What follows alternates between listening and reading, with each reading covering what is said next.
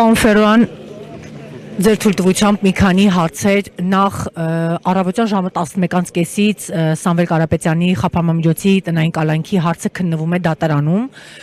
պարբերաբար ընդմիջումներ են եղել, այս ընդմիջումը գրեթե 5 րոպե էր մնացել ըստ էության նիստը ավարտվեր, դատարան արդեն իր հարցերն ուղղել էր եւ 5 րոպե առաջ անմիջապես դատավորն ասում է ընդմիջում եւ հարցեր ունի պաշտպաններին։ Ձեզ մոտ ինչ կասկածների տեղիք է տալիս դատավորի այս գործելավը։ Եկեք կասկածներ չձևակերպենք իրեն, մենք դատարանին ներկայացրել ենք շատ ծավալուն փաստաթղթային նյութեր, որոնց դատարանը ասաց, որ ծանոթանալու կարիք ունի եւ դրանից բխող հարցադրումներ ունի պաշտպանության կողմին, իսկ զուտ դատական process-ից ասեմ, որ դարձյալ չափազանց ապօրինի եւ անհիմն միջնորդություն են ներկայացրել, իդեպ այս գործի շրջանակներում արդեն մենք ունենք մոտ 4-5 տարբեր անձանց վերաբերյալ կայացված եւ օրինական ուժի մեջ մտած դատական ակտեր, որոնցով հաստատվել եւ հիմնավորվել է, որ հիմնավոր կասկածի շեմը անգամ չի հաղթահարվում, հետեւաբար ես համենայն դեպս մեծ հույս եմ փորձում կապել,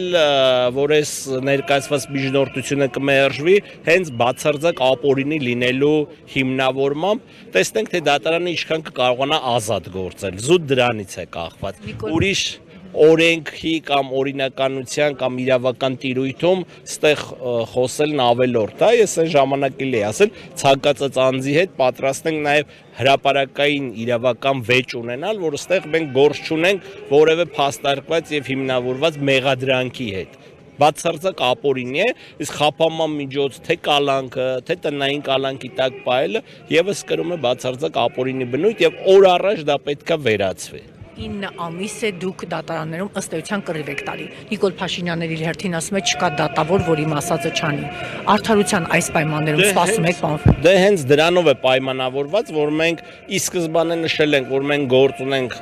բառից բուն իմաստով քաղաքական հետապնդման հետ եւ այս գործի ապօրինի լինելը դրա վառ վկայությունն է եւ շատ վատ եմ համարում, որ երկրի ղեկավարը վարչապետը նման հայտարարությամբ է հանդես գալի, որ մեր երկրում չկա դատավոր, որ իմ ասածը չանի, դա կարծում եմ կաշկանդող հանգամանք կարա լինի դատարանների հանդեպ, բայց ասում ապրենք, տեսնենք ինչ որոշում կկայացվի։ Քիչ առաջ մեզ հայտնի դարձավ, որ բերման ենթարկվածներ կան, թվով 20 արդեն բերման ենթարկվածի մասին տեղեկություններ կան, տարբեր ստորաբաժանումներ են տարել, դուք ինչ տեղեկություններ եք բերման ենթարկվածների հետ կապված։ Որևէ մանրամասն տեղեկատվություն չունեմ, բայց ես էլ ձերպես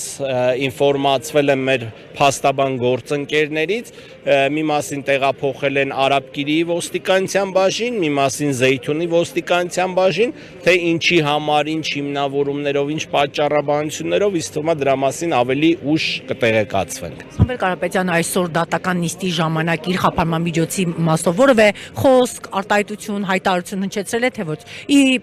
պատասխան Ոչ, Սամվել Կարապետյանն ասեց, իմ պաշտպաններն ամեն ինչ ասեցին, մի բան էլ ավելին ասեցին, որին ավելացնելու ոչինչ չունեմ։ Պարոն Ֆերոյան, երկու նախադասության համար ազգային բարերարը 9 ամիս ավել կալանքի տակ է, սա խոսքի ազատության սահմանափակում է, քաղաքական համարձակության դրսևորում, թե եկեղեցուն պաշտպանելու հանդգնության համար անձին տանել կալանավորելու դրսևորում։ Սա ունի կարճ ձևակերպում, քաղաքական հետապնդում։